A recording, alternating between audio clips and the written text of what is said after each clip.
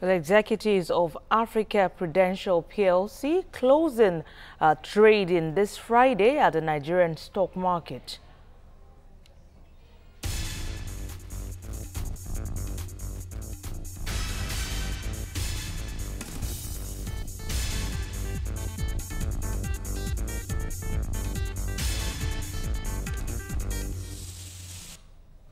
We're glad you could join us this Friday, the 10th of August on Business Nigeria. Welcome. I am Yemisi Lanre Ido. Earlier I told you that executives of Africa Prudential PLC closed trading at the Nigerian stock market. And earlier, Effiong Gekop told us that the market was trading, the Osho Index was trading really low at 1.98%. But he will be joining us later to bring us details of how the market truly closed, whether it closed flat or on a negative note this Friday. Well, just before that, let's see what the news is telling us today on business. Now, the Central Bank of Nigeria has asked settlement banks to provide clearing collateral of not less than 15 billion naira worth of treasury bills for them to perform settlement roles. The directive was contained in the CBN's Monetary Credit, Foreign Trade and Exchange Policy Guidelines for fiscal years 2018-2019 released by the regulator. CBN said it will continue to categorize banks into settlement and non-settlement banks for the purpose of clearing and payment, and the apex banks will also continue to adopt the risk-based approach in supervising institutions under its regulatory purview. Well, the Nigerian stock market has contributed positively to the development of communities it operates through its corporate social responsibility. The NSE has supported local initiatives with a lasting and meaningful impact in 3 areas such as education, enterprise, health and well-being of the environment. Well, going beyond corporate philanthropy, the NSE supports long-term community investments by establishing community partnerships and encouraging employees to participate in volunteer work. Well, I spoke with the corporate person at the NSE, Bola, Adeeko, on the coming up challenge of the Nigerian stock market. At the NSE, we do have a fairly robust sustainability program, which we started about 5 years ago. And it has certain pillars, about 4 different pillars that anchors it. One of those pillars is actually trying to affect, in a very positive way, of course, the community in which we operate. And certainly the health and well-being of people always has to be paramount. Only healthy people can invest.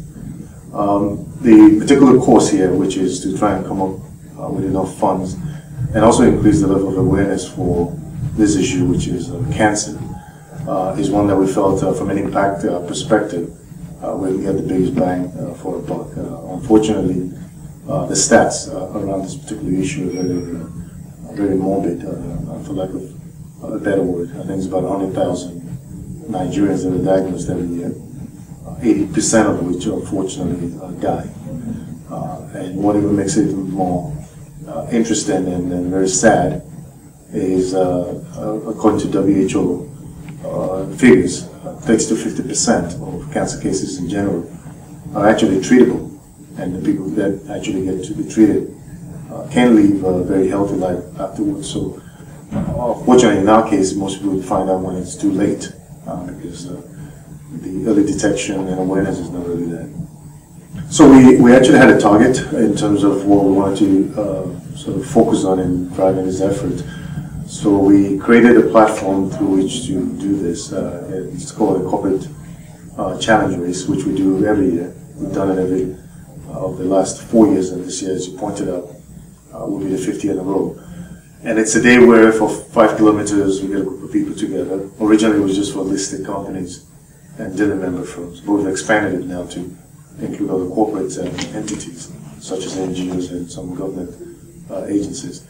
And the idea is to get people together. Obviously, the underlying reason why we all get together is to talk about cancer and what we need to do to improve it and raise funds. The funds are intended to go towards actually purchasing mobile screening centers. So you can think of a highly, equipped truck that goes into different parts of the country. The idea is to buy about 37 of them, but obviously you have to start with the first one. And what this does is it allows more of a grassroots approach to get to people easily to help with the detection, so check and screen them, and in some cases actually treat them.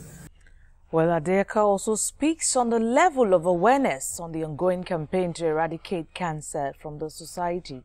So when we started this journey back in 2014, the first edition, I mean, some people showed up, maybe about 200, 300 people, but it wasn't at the level that you're seeing now. So last year, 2017, we had over 800 people that registered, going from about 300 when we started. And unfortunately, because of rain, we didn't have as much into that number that showed up, but it was still close to over 400 people that showed up and braved the rain that day. That same day, from a social media perspective, that event trended #1. It was about 55 million impressions on Twitter, which is not a joke in terms of being able to get people to tweet and retweet and all that stuff. So when you look at those two measures of finances, yes, we could do better in terms of the actual money raised, and certainly we hope this year will be a blockbuster year for us. And then the second one about awareness, which is, the more people talk about this and get educated about the different forms of cancer and what to do to prevent and also treat in case where they've unfortunately inflicted by it. You can only get better. So our website is our primary medium. So if you go to our website, which is nsc.com.ng, all the information that's required to learn more about it and also to register is there. And then certainly I can underscore this point anymore, which is even if you cannot raise, there's also an opportunity to donate towards this very worthy cause. I don't necessarily believe there's a direct correlation to this cause versus the metrics that we certainly track, whether it's the market capitalization or trading volumes. There's no such direct correlation. But I think for us, the reason why we set up this sustainability program back 4 or 5 years ago is because we recognize that we have to lead the way in terms of, even when you look at the construct of good corporate governance, what you're doing sustainability-wise is one of the key things that investors look at these days. And so we're the ones that champion those causes, so it's good that we lead by way of example. And I think just to emphasize, again, it's not always about money, so it's good to always leave Earth and leave especially your immediate environment that you operate, which for us certainly is Africa, and closer to home Nigeria, in a better place. And healthy people get to be healthy investors. Well, the international president of the Society of Petroleum Engineers, Darcy Spady, says the issue of environmental degradation by oil companies in Nigeria must be taken seriously. He was speaking at the Nigeria Annual International Conference and Exhibition in Lagos, and he said it is important to effectively take advantage of the oil and gas industry to drive other sectors of the economy, such as gas, to power the gas-based industries. And this position was further stressed by the Group Managing Director, NNPC, Maikanti Baru. Nigeria needs to leverage on her vast mineral wealth in terms of the 37 billion barrels of oil reserves and 199 trillion cubic feet of gas reserves, amongst others. To probe up other sectors of the economy, the country needs to save and also invest in critical sectors that will cushion the effect of times of economic shocks. In other words, Nigeria's fiscal and monetary policies, which are indexed to crude oil prices and thus cyclical in nature, may be unfavorable to the growth of the Nigerian economy in the long term. I can understand as an oil and gas person what we're doing to the farmers or to the local area people or the fish or the wildlife, because I can put that hat on and live that. Many times we in the industry forget that there's a farmer out there or a local person out there, and that's a real person that actually understands what the negotiations are about. So I have no idea the situation in Nigeria. I've heard a lot of things, but for me as a Canadian, dealing both as an oil company person who who makes others live with my industry, and as a user or a consumer or a farmer, I see the whole picture. I'm very fortunate, but I'd just like to remind us all that this community interaction is very important, and we must always think about the person in whose backyard we're putting these things. Well, a lot is spent on steel imports in Nigeria, and that's coming from the Minister of State for Mines and Steel Development, Abubakar Barwa Buhari, who says Nigeria spends about $4.5 billion on that import annually.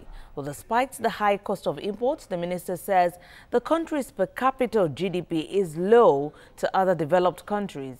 He says building local capacity to produce steel will reduce importation of finished products, and the annual capital consumption of steel in Nigeria is below 10 kilograms, while the corresponding world average stands at 208 kilograms as of 2 years ago. Well, a lot is being done in that sector at the moment, and we'll sure get to export more than import and reduce the spending on steel that we have as it is now at $4.5 billion. But we'll take a break on Business Nigeria. When we come back, we'll cross over to the Nigerian stock market to talk more on how the market closed and what was responsible for its positive or negative ending. Effiong Gekop will be joining us after the break.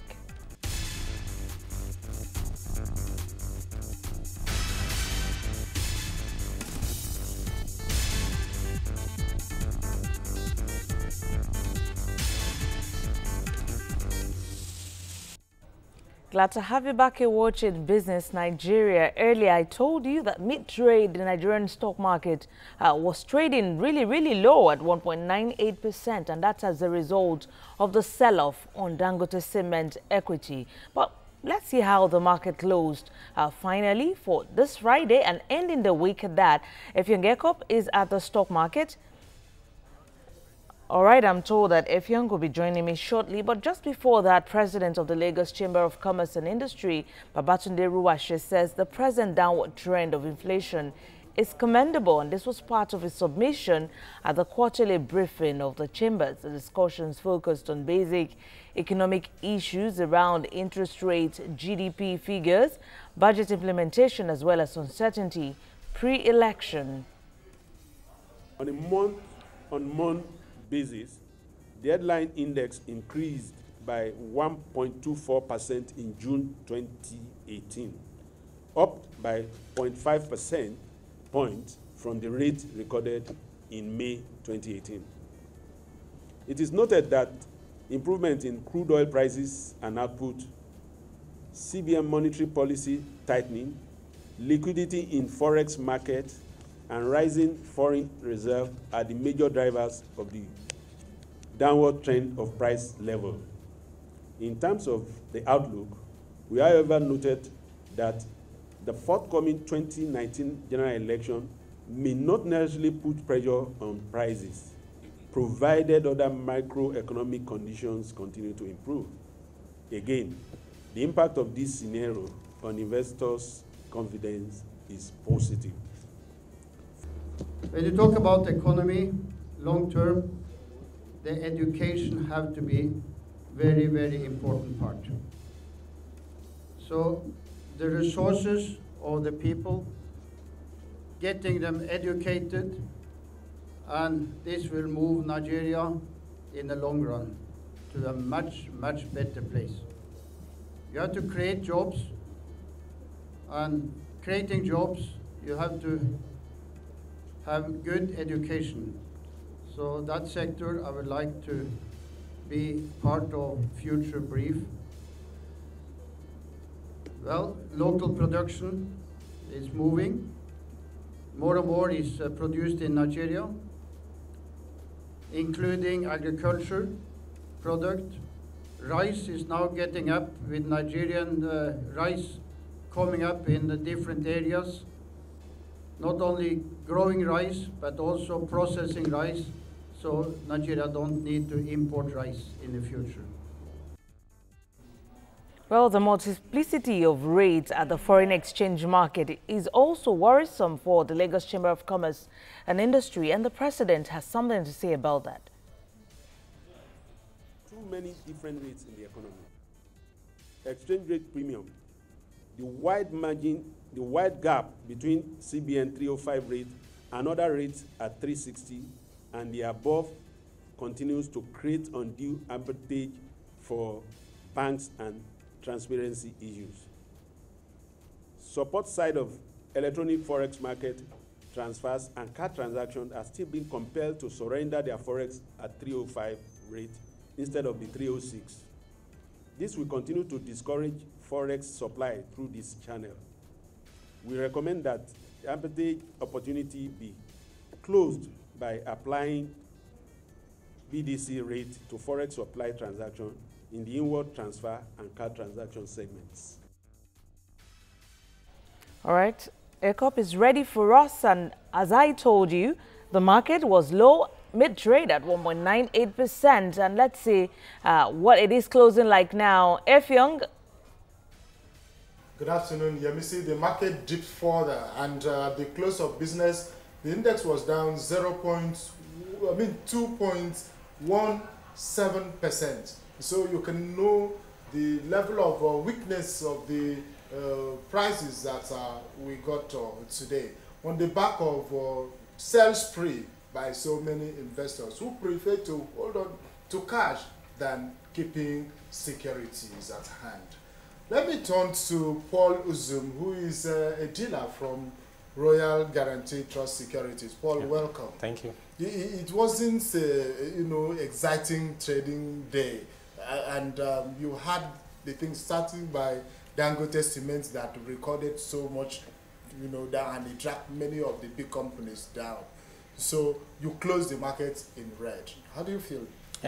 Well, today market lost 2.17%, but in terms of volume, value of trades returned today, the market was able to do about 2 billion.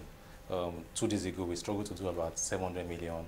Yesterday, it was about 1 billion naira. So at least we are seeing a significant improvement.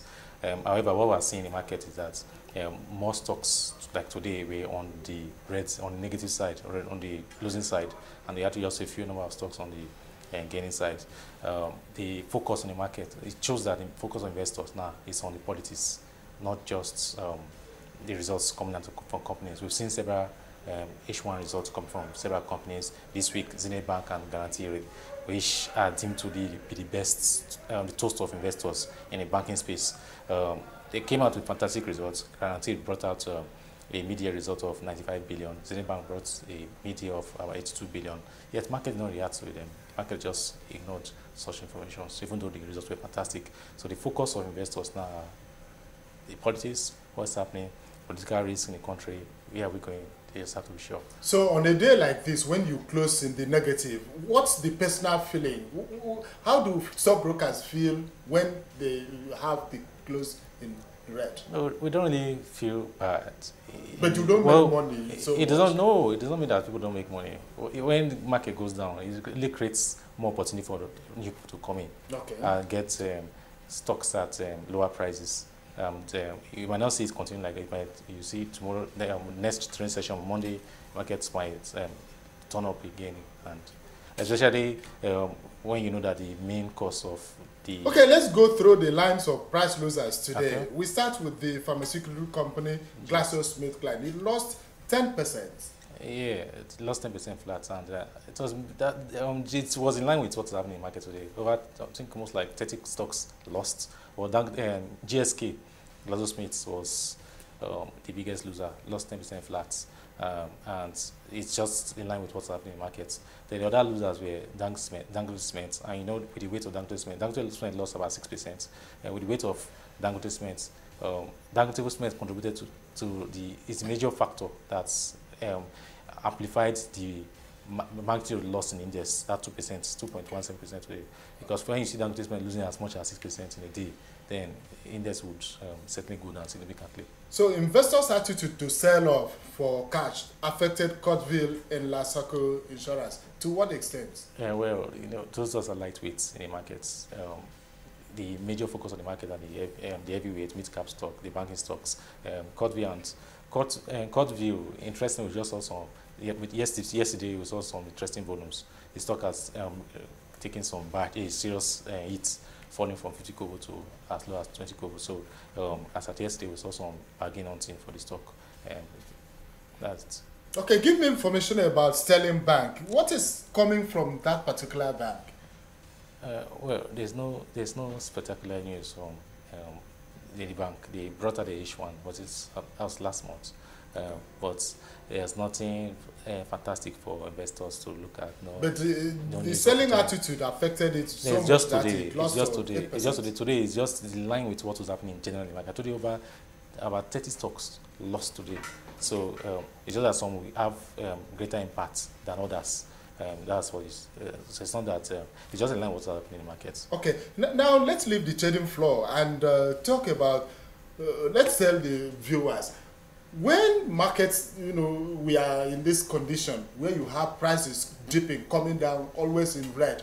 Does it present an opportunity for a forward-looking investor? And what should that be? Yes. When market goes down, when you see market coming down like that, it presents new opportunity for new set of investors or those who are already there to look out for those value stocks that they can pick, you understand, and where they are sure they can get good value, good bargain hunting. The market will not continue like this. At some point, you see market having a turn. Yeah. So for any smart investor, you just have to use this opportunity to buy those stocks to see good values. All right, Paul, let's leave it there. Yeah. Many thanks for coming. Thank you. My guest has been Paul Uzum, a dealer with a Royal Guarantee and Trust PLC. Back to you, Yemisi. Yes, thank you, Effiong. Yes, we heard it all from Paul. It's the best time for investors to buy at the Nigerian stock market. That's the dynamism there, whether it ends low or high. Thank you once again for your time. It's my pleasure. Okay. And crude prices trade mixed early Friday as Canadian oil crisis continues. At the London market, the Brent trades upward at $72 a barrel, improving by 10 cents, and the OPEC basket price steadies at $72 a barrel. With that, it's a wrap on Business Nigeria this Friday. Thank you so much. I am Yemisi Lanre Ido. Do have a splendid weekend.